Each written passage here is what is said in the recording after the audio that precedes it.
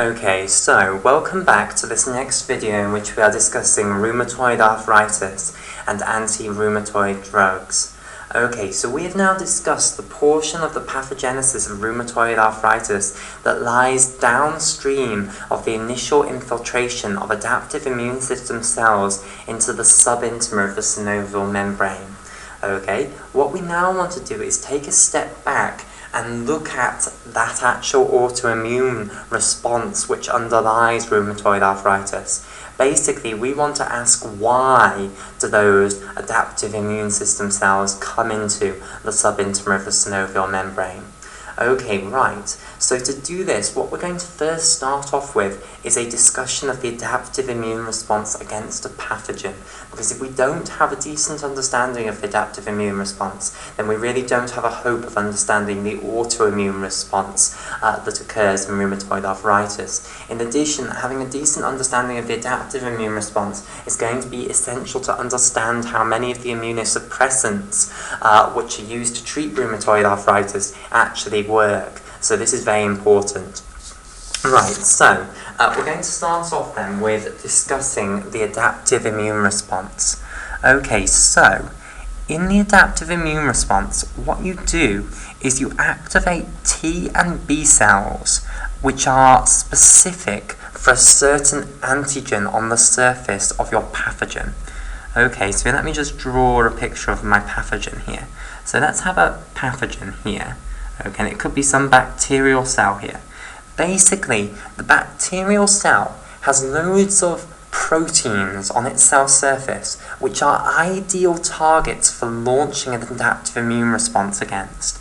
Okay, and we call these proteins on the surface of the pathogen which we could launch an adaptive immune response against, we call those antigens. Okay, so these are representing antigens here, and I'll colour them in different colours to represent that these are not the same protein, basically, they are different antigens. Okay, so we've got pink antigen, blue antigen, green antigen, we'll have loads of different antigens on the surface of the pathogen. Now, in the adaptive immune response, you are going to activate T and B cells that are going to be specifically directed against a certain antigen on the surface of the pathogen. Contrast this to the innate immune system. In the innate immune system, basically, you just throw a bunch of attacks at the pathogen that are completely non-specific. Okay, they're the same attack that you would use for every other pathogen, basically. Okay, whereas in the adaptive immune system, what's going to happen is we're going to launch a response that is going to be very much so tailored to the specific pathogen which is invading, basically. Okay, so the adaptive immune response then is going to involve the production of T and B cells that are specifically directed against a certain antigen on the surface of the protein, on the surface of the pathogen, okay? And more than that, it's better than that, they're going to be directed against a certain epitope of the antigen, a certain little portion of the antigen, basically, okay? So, in reality, when you get a pathogen invading, you are going to initiate a huge number of different adaptive immune responses. Okay, you're going to be activating B and T cells that are directed against loads of different epitopes of the same antigen, and moreover against loads of different antigens. Okay, so when a pathogen actually invades, you don't just get one adaptive immune response being produced against the pathogen, you get loads of them being produced against the pathogen, against loads of different antigens on the surface of the pathogen, and against different epitopes of the same antigen on the surface of the pathogen. Okay, to simplify our discussion, we are just going to look at an adaptive immune response against a single epitope of a single antigen on the surface of a protein. On the surface of a pathogen. I've made that mistake twice now. Okay, so we are going to look at how we can produce the activation of B and T cells that are specific for a certain epitope of a specific antigen. So let's take pink antigen here, and we'll take that specific epitope of pink antigen, and we want to ask how can we activate T cells and B cells that are specifically directed against that epitope of that pink antigen. Okay, so let's start by discussing how we activate T cells that are directed against that epitope of that antigen. Okay, so T cell activation is going to be the first topic. Okay, so basically T cell activation begins with a process called antigen presentation, okay, which involves cells known as antigen presenting cells, okay, which for short are abbreviated to APCs, okay?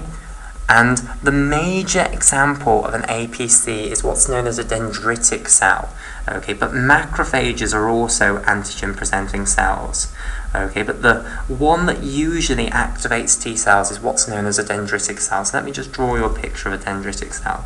So dendritic cells have dendrites, basically. They have this star-shaped structure like so, okay? And the purpose of these dendrites is so that they can feel around in the extracellular fluid, looking out for pathogens, basically, okay? Now, they have absolutely nothing to do with neurons, okay? These dendrites are completely different from the dendrites that you have on the cell body of a neuron, okay? Dendritic cells are not capable of conducting action potentials like neurons, okay? They just don't have the voltage-gated ion channels that are needed to conduct an action potential. Okay, but they do have these dendrites which are designed to feel around in the extracellular fluid and look out for pathogens. Okay, so basically if they find this pathogen, what they're going to do is they're going to phagocytose that pathogen. They're going to internalize it into a little phagosome here, so I'll draw the phagosome there, and they will break down the pathogen. Okay, and they'll also break down the proteins of the pathogen into little fragments. Okay, so we're specifically interested in pink antigen here. So they will break down pink antigen into loads of little fragments, and one of the little fragments will correspond to this specific epitope that we are going to launch an adaptive immune response against. Okay, so they are now going to present a little fragment of pink antigen that corresponds to that epitope here, and it's that little fragment that we are going to activate T cells against, and those T cells therefore are going to be directed against this specific epitope of pink antigen. Okay, so what they now do is they put that little fragment of pink antigen on their surface on a molecule, basically. Okay, so they have a protein molecule on their surface, which we will discuss a lot more later on. Okay, we'll discuss the structure of this later on, but for now, this picture here will do. Okay, so they have a protein molecule on their surface, which is actually made up of two separate polypeptides joined together, which is called the major histocompatibility complex class 2, or for short it's just abbreviated down to MHC class 2. So this stands for major, that's the M, and then histocompatibility, that's the HC, okay, and then it's major histocompatibility class 2. Okay, right, so the dendritic cell is going to break down our pathogen, it's going to break down our purple antigen, it's going to get little fragments from purple antigen, and the fragment that we are specifically interested in is the fragment corresponding to that epitope that we're going to launch an adaptive immune response against. And this little fragment is going to get presented on the MHC class 2, so it's going to be bound to the MHC class 2 molecule, and it's therefore presented on the surface of the dendritic cell. Okay, so here now, this can be called our antigen fragment here. Okay, right, so this is antigen presentation. Basically, the antigen presenting cell internalizes, phagocytoses the pathogen, breaks down the antigens, okay, presents fragments for all of the antigens on its surface in MHC class 2 molecules, and then it's going to go off and activate T cells. We are specifically following the course of this epitope of this antigen, so I don't care about all the other antigens and all the other fragments of the antigen. I just care about one fragment of the antigen, and it's this one here. Okay, right, so now what's going to occur is this dendritic cell is going to go to lymph nodes, okay? So at the moment it's in some peripheral tissue, okay? Wherever the pathogen was invading, let's say it's an invasion in the skin, okay? The dendritic cells are found in all tissues of the body, basically, okay? They're part of immunosurveillance in all tissues of the body. Okay, the pathogen was present, the dendritic cell has now phagocytosed the pathogen, and it has this fragment of this antigen presented on its surface. What's now going to happen is it needs to go and find T cells to activate, basically, and it's not going to find those in the peripheral tissues. Okay, so it needs to go to a place that has absolutely loads of T cells in it. Okay, and a place with absolutely loads of T cells in is the lymph nodes. Okay, right. So basically what's going to happen is the dendritic cell is going to drain via the lymphatic vessels. So it's going to go into a lymphatic vessel and it's going to drain through the lymphatic vessel carried in the lymph to lymph nodes. So let me show you the structure of a lymph node, because they are perfectly designed for what they are meant to do, okay, which is immunosurveillance.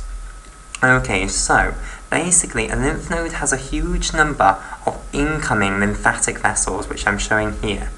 Okay, so these are the incoming lymphatic vessels into the lymph node, which are going to be bringing lymph in.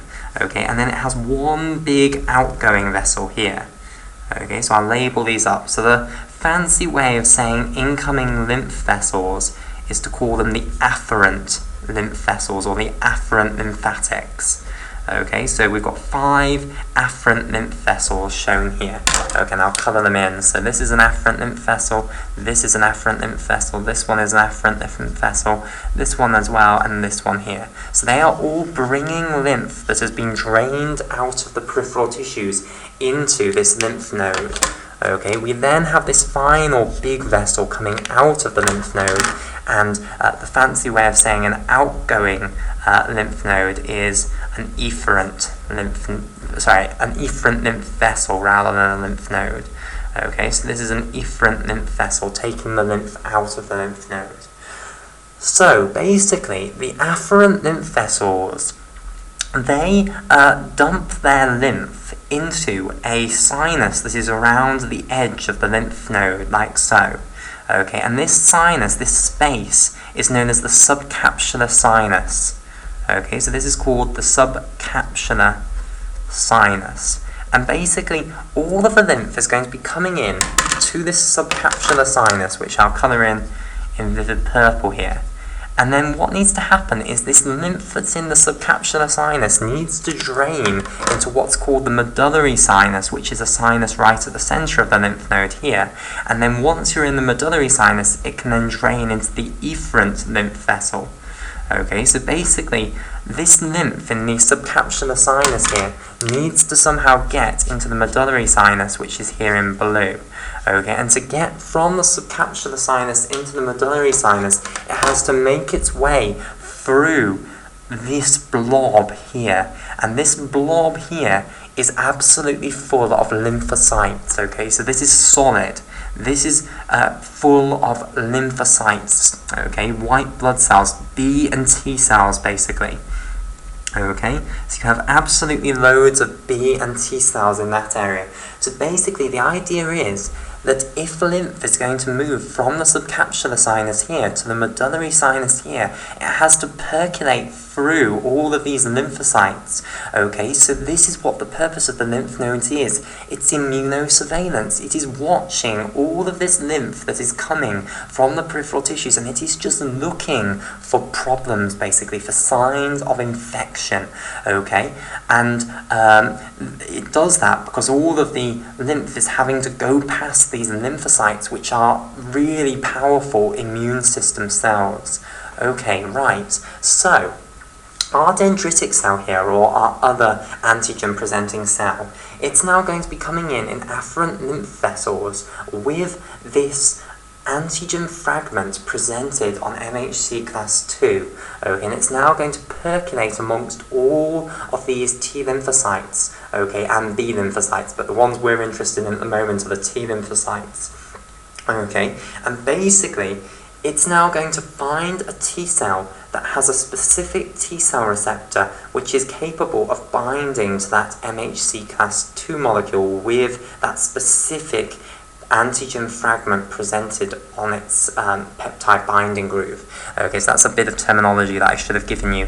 Okay, the little groove of the MHC class 2 molecule in which the antigen fragment can be bound is what's called the peptide binding groove. And when we look at the structure of MHC class 2 in more detail later on, we will see what the peptide binding groove is made up of. Okay, right. So now let me give you a discussion of T cells. Okay, so T cells come in two flavors. Okay, there are the CD4 positive T cells and there are the CD8 positive T cells. Okay, and this just means what molecule the T cell has on its surface. Okay, so if a T cell has CD4 on its surface, it's a CD4 positive T cell. If it has CD8 on its surface, it's a CD8 positive T cell. Okay, no T cell has both of them on its surface. It only has CD4 or CD8. Okay, now for our purposes, we're not going to be interested in CD8 positive T cells. Okay, they're very, very important in launching immune responses against virally infected cells and also in attacking cancer cells. However, for our purposes, we're not going to be interested in CD8 positive T cells. We're going to be really interested in CD4 positive T cells. Okay, so really, what I should have put here is instead of doing T cell activation, I should have put CD4 positive T cell activation. Okay, so we're only going to be activating T cells of the CD4 positive type. Okay, so I'll put my CD4 here. Okay, so chuck out CD8 positive T cells. We're not going to need them for this video. Okay, we're just going to discuss CD4 positive T cells. Okay, right. Now, in the population of CD4 positive T cells, you have a huge number of different CD4 positive T cells. Basically, every T cell has a different T cell receptor. Okay, so now let me put this here. So this protein that I'm drawing here, this is going to represent the T cell receptor, which for short is abbreviated to TCR. So this stands for T cell receptor.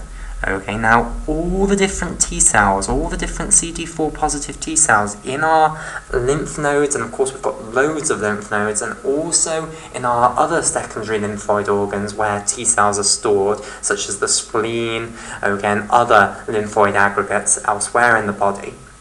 Okay, you have loads of different types of CD4 positive T cells. Basically, all CD4 positive T cells have a slightly different T cell receptor. Okay, the little portion here which binds an antigen fragment is going to be different for different T cells. Okay, so what we now need to do is this professional antigen presenting cell, the dendritic cell, needs to find a CD4 positive T cell in the lymph nodes that has a T cell receptor that can bind to this antigen fragment that we are trying to launch an adaptive immune response against. Okay, so now it's going to search for a T cell, a CD4 positive T cell with this T cell receptor that is the perfect match, basically. Okay, and of course that's going to take a little bit of time to find. In reality, you have to remember that the dendritic cell will not just be bringing one antigen fragment here. Okay, in reality, it ingested this entire bacteria, it processed all of the different antigens, it made loads of different fragments of antigens, so in reality it will be covered in MHC class 2 molecules which have loads of different fragments of antigens presented in their peptide binding grooves, okay, and therefore the dendritic cell will actually be looking for T cells that have T cell receptors for any of these, okay, and that hugely increases the probability that it will actually find a T cell with a T cell receptor that can bind to at least one of them, okay. We, to simplify this, are just thinking about a single peptide fragment here. So for our purposes, let's just say that the dendritic cell manages to find a CD4 positive T cell with the perfect T cell receptor that can bind to our specific antigen fragment that we have in our MHC class 2 peptide binding groove. Okay, we now want to look at how does the dendritic cell activate this CD4 positive T cell. Okay, so let me draw this. So I'll have my dendritic cell shown here, and I'll just draw one dendrite with a dendritic cell. Okay, and here is its MHC class 2 molecule. like so. So I'll colour this in blue in a moment. So this is MHC class 2, and presented in the peptide binding groove of the MHC class 2, we have that specific antigen fragment of the purple antigen that we started off by saying we were going to follow an adaptive immune response for. Okay, so here is MHC class 2 with the peptide bound in its peptide binding groove. And I should stress that MHC class 2 molecules are able to bind absolutely loads of different peptides, basically. Okay, so they can present loads of different peptides in their peptide binding grooves. Okay, right. Now what's going to happen is we've found this perfect T lymphocyte here, this perfect CD4 positive T lymphocyte that has a T cell receptor that can bind to this MHC class 2 molecule with this specific peptide fragment in. Okay, and you're going to have to search for a long time to find this perfect T cell that has a T cell receptor which is complementary to your peptide fragment that you're presenting here. So in red here, this is the T cell receptor. Okay, now it's very important that this T cell here was a CD4 positive T cell, because only CD4 positive T cells can be activated by antigen presenting cells which are using MHC class 2 to present the peptide fragment. Okay, and that's because you need CD4 to bind to the MHC class 2 molecule here, okay, in order for the T cell to get activated. Okay, so it's not enough just for the MHC class 2 with the peptide fragment to bind to the T cell receptor.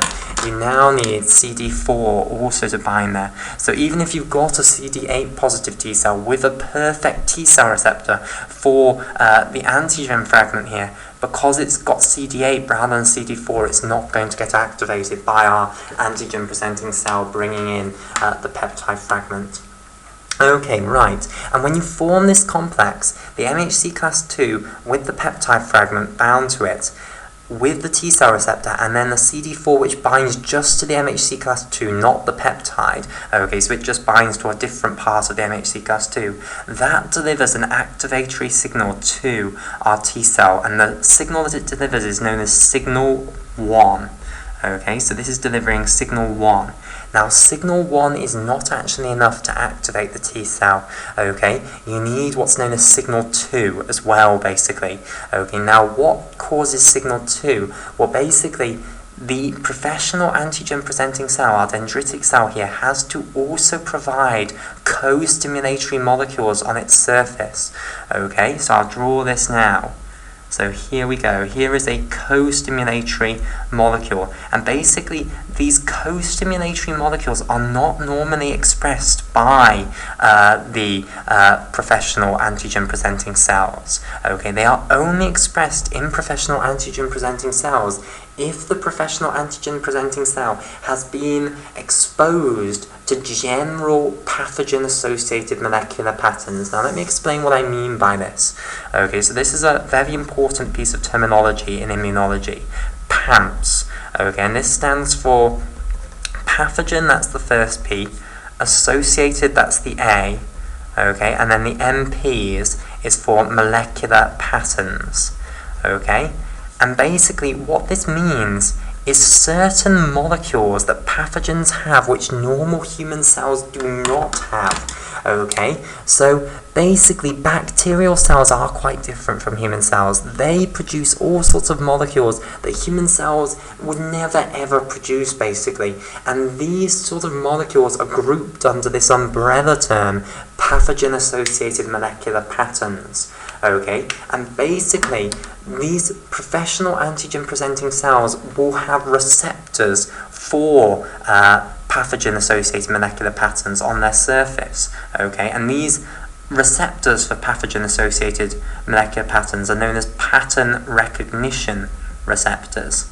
Okay, and obviously there are loads of different pathogen-associated molecular patterns, loads of different molecules associated with pathogen cells, or just pathogens generally, because I can't really call a virus a cell, that are associated with pathogens that aren't made by normal human cells, and therefore there are going to need to be loads of different pattern recognition receptors for the different PAMPs. Okay, so basically these professional antigen-presenting cells have pattern recognition receptors on their surface, and the pathogen-associated molecular patterns can activate these pattern recognition receptors, and that triggers the professional antigen-presenting cell to now put on its surface co-stimulatory molecules. Now, what's the purpose of this? Well, basically, this is a protection scheme. This is a checkpoint, okay? We want to make sure that this professional antigen-presenting cell that is bringing this fragment of this antigen to activate CD4 positive T cells has actually been in contact with pathogens. We don't want to launch an adaptive immune response if there is no pathogen, okay? So we want to make sure that this professional antigen-presenting cell has come from somewhere in the body that is exposed to a pathogen, okay? And a way of doing that is through needing these co-stimulatory molecules to activate the T cell that are only expressed when the pathogen has been exposed, when the professional antigen-presenting cell has been exposed to a pathogen. Okay, so to repeat that, when the professional antigen-presenting cell has been exposed to a pathogen, it will express these co-stimulatory molecules.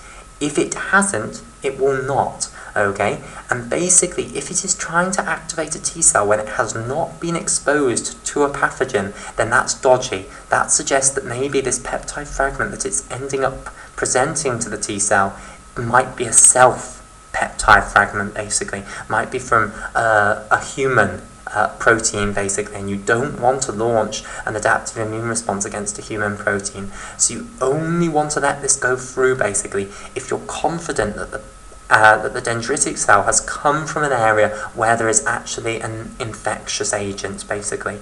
And a way of doing that is by requiring these co-stimulatory molecules, which are only expressed by professional antigen-presenting cells which have been exposed to an infectious agent.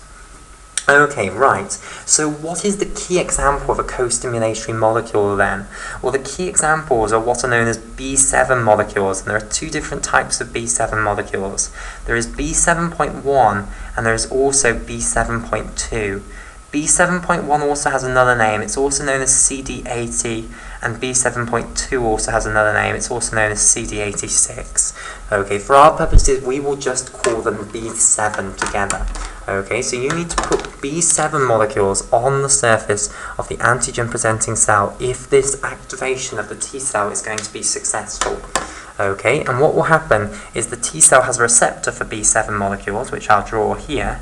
Okay, and this receptor is called CD28, okay, which I'll colour in yellow here. And basically, when the B7 molecule binds to the CD28 molecule, that then delivers signal 2, which I'll put in here. Okay, and then when you've got signal 1 and signal 2, that will cause the next stage in T cell activation. So what this causes is changes in gene expression within the T cell. Okay, and this change in gene expression involves the T cell starting to produce two molecules that it didn't produce before. Okay, and the two molecules that it starts to produce are interleukin-2 and also the interleukin-2 receptor alpha. Okay, so to repeat that, when the T cell receives signal 1 and signal 2, it changes its gene expression and it starts to produce interleukin-2 molecules, which it will secrete from the cell. Okay, so it's going to start chucking interleukin-2 molecules out into the extracellular fluid, and it's also going to start putting on its surface the receptor for interleukin-2, specifically the interleukin-2 receptor alpha parts. Let me explain this in a little bit more detail. So basically, if this is the cell membrane of our T cell, okay, the interleukin-2 receptor is not a single protein, it's a 3-part receptor. Okay, it needs to be made out of 3 proteins called the interleukin-2 receptor alpha, okay, which is this first one, then the interleukin-2 receptor beta, and the interleukin-2 receptor gamma. So let me colour these in different colours. So we have our interleukin-2 receptor alpha here in orange, the interleukin-2 receptor beta here in green, okay, and the interleukin-2 receptor gamma here in vivid purple. Okay, and when you've got all 3 of them, then you have a functional interleukin-2 receptor, which we'll just call the interleukin-2 receptor. Okay, now, basically, T cells that have not received signal 1 and signal 2 of activation do not usually express interleukin-2 receptor alpha. They have interleukin-2 receptor beta and interleukin-2 receptor gamma, fantastic, but that's not a functional interleukin-2 receptor. Okay, so the interleukin-2 receptor beta and gamma are bound together waiting for the alpha component, but until you've got the alpha component, you do not have a functional receptor for interleukin-2. Okay, so when the T cell gets signal 1 and signal 2, it starts producing interleukin-2 molecules, and it also produces this final component of the interleukin-2 receptor that at the moment prior to activation it was lacking. Okay, so now once it produced that final component, it now has functional interleukin-2 receptors on its surface, which I'll just now show as a blob there. Okay, so there is our functional interleukin-2 receptor as a blob. Okay, and this means now that the interleukin-2 that the T cell is producing can act on its own receptor. Okay, like so. And this then triggers the final signal for activation, which is signal 3, basically. Okay, so that might seem a little bit roundabout, but that's the way it happens. Okay, so what happens is once the T cell receives signal 1 and signal 2, it produces interleukin-2, it produces this final component of the interleukin-2 receptor, the interleukin-2 receptor alpha component, and then when the interleukin-2 binds to the interleukin-2 receptor alpha, that causes signal 3. And signal 3 now is the final step in the activation of T cells. This T cell, this CD4 positive T cell, is now going to be activated, and this is a special CD4 positive T cell against that specific fragment of the purple antigen, that specific epitope of purple antigen. Okay, so now what's going to happen? Well, this T cell is now going to divide and divide and divide, and you're going to get a whole population of identical T cells, all with that identical T cell receptor, basically. Okay, so here they are. We've now got a whole clone of these T cells, all with that same T cell receptor, so they're all directed against that specific epitope of purple antigen. Okay, and now what can start to happen is these T cells can now start differentiating into specific types of T helper cells. Okay, so CD4 positive T cells, once they've been activated, they become what are known as T helper cells. Okay, and there are different types of T helper cells that have slightly different functions. They secrete different cytokines, basically. Okay, and the 3 main ones that we're going to talk about are T helper 1 cells, T helper 2 cells, and T helper 17 cells.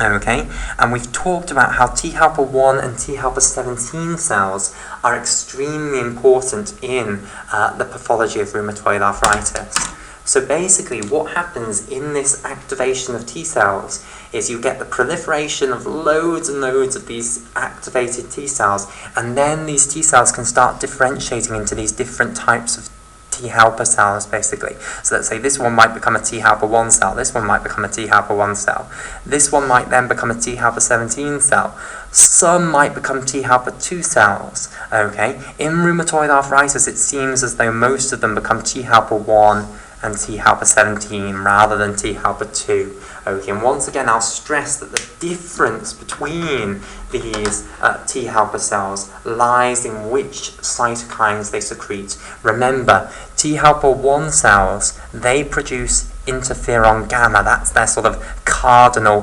cytokine to secrete. T helper 17 cells, those secrete interleukin 17, and the T helper 2 cells, their sort of cardinal cytokine is interleukin 4 and also interleukin 5. Okay, right.